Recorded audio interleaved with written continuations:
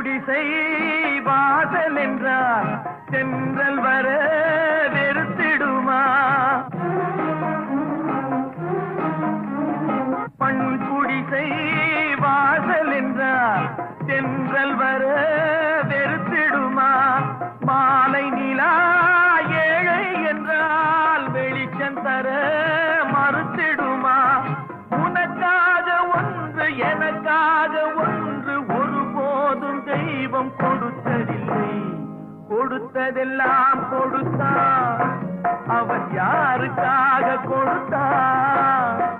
ஒருத்தருக்காக கொடுத்தான், இல்லை ஊருக்காக கொடுத்தான்.